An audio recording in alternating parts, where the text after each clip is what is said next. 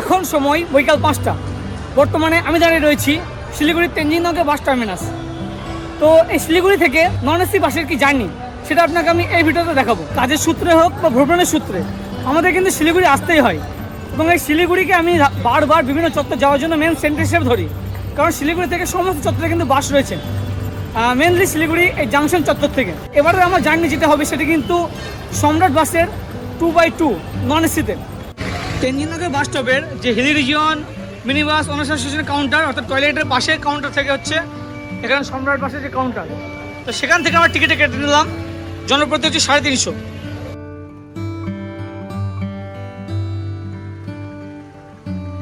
এবার চলুন বাসের ভিতরে যে ইন্টেরিয়র সেটা একটু দেখিয়ে নিই। গেট দিয়ে প্রবেশ করার পরে যেমন নর্মাল হয়, এই হচ্ছে পাইলট কেবিন।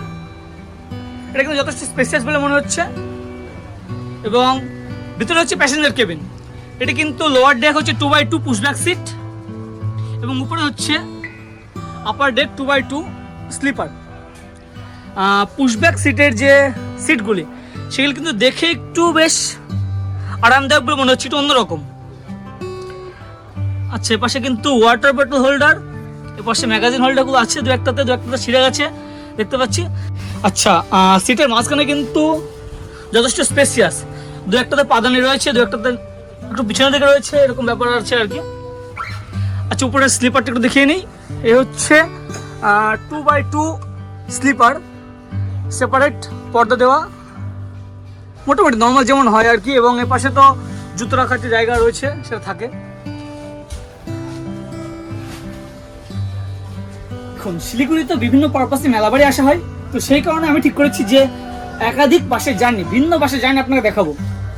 এই বাসের টিকিট প্রাইস তো আপনাকে বললাম যে 350 শিলিগুড়ি থেকে আমাদের ধুবুলি অবধি বা কৃষ্ণনগর অবধি। বাস কিন্তু দাঁড় করে দিয়েছে শিলিগুড়ির যে তেনজিং নর্গের বাস টার্মিনাস, তার যে শিলিগুড়ি জাংশন চত্বরের দিকটাতে, সে পাশটাতে, অর্থাৎ কাউন্টারের ঠিক অপোজিটে।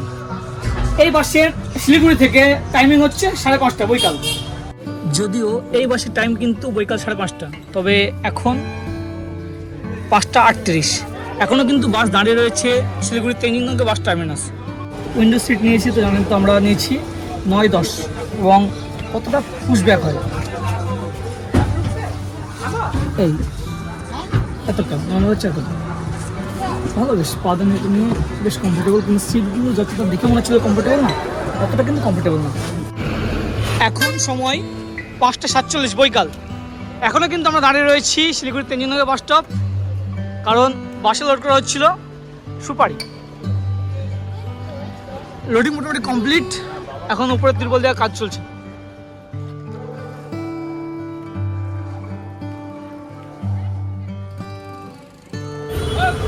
ঘড়ির কাঁটায় 6:10। ফাইনালি আমাদের বাস সম্রাট শিলিগুড়ি তেনজিং নর্গের বাস টার্মিনাস ছেড়ে চলেছে।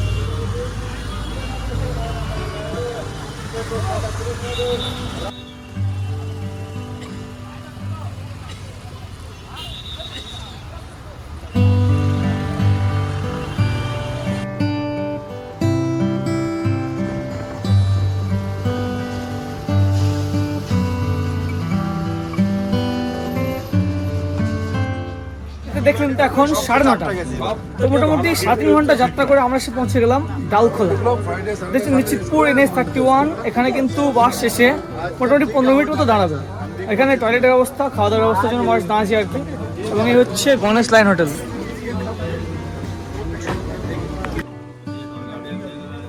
তো ডালখোলার এই হোটেলের সিস্টেম এরকম যে ডানে যে রিসেপশন থেকে প্রথমে আপনাকে স্লিপটা নিয়ে নিতে হবে কি খাবেন, এবং তারপর নিয়ে গিয়ে বসতে হবে। তো আমরা তো গতানুগতিকভাবে রাত্রিবেলা তো রুটি তরকাটা খাই, সেই কারণে দুটো স্লিপ নিয়ে নিলাম। এখানে কিন্তু ডিম তরকা এবং চাটের রুটি দিয়ে 90 টাকা।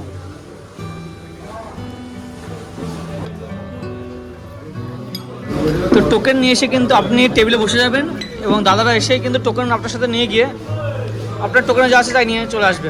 তো আমাদের রুটি তরকা এসে হাজির। ও হো, এই বাসের উপরে মাল দেখেন।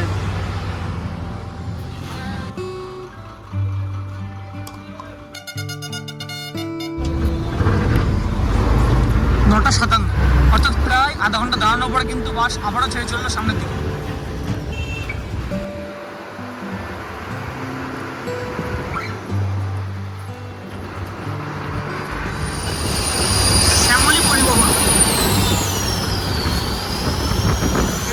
হচ্ছে শ্যামলী পরিবহনের 9400 বলবো।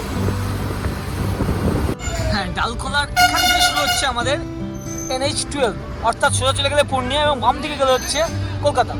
তো আমাদের বাস কিন্তু বাম দিকে বেঁকে গেল।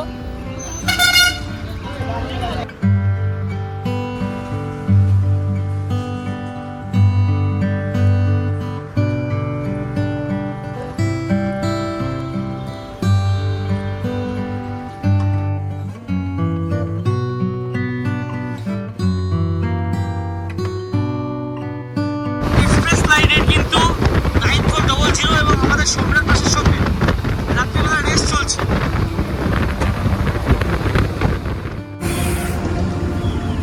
বেশ ঘুমিয়ে গেছিলাম কিন্তু।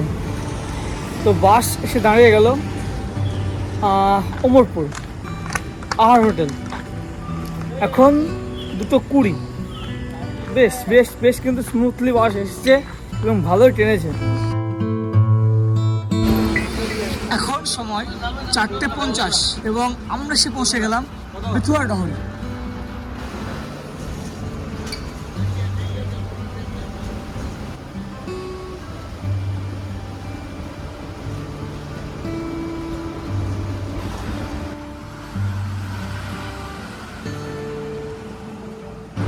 সকাল 5:06 আমরা কিন্তু পৌঁছে গেলাম টিভি গেট, রঘুজার টিভি গেট। বেশ ভালো টাইমিং কিন্তু বাসটার, এবং শিলিগুড়ি জাংশন থেকে 6টার পরে ছেড়ে আসার পরে 500 টাকা নামিয়ে দিয়েছে। যথেষ্ট ট্রেনে এসছে, ভালো স্মুথ জার্নি। তো বন্ধুরা, এই জার্নি আপনাদের কেমন লাগলো অবশ্যই নিচে কমেন্ট করে জানান। সাথে থাকুন, দেখতে থাকুন। আজ এ পর্যন্তই। অনেক অনেক ধন্যবাদ।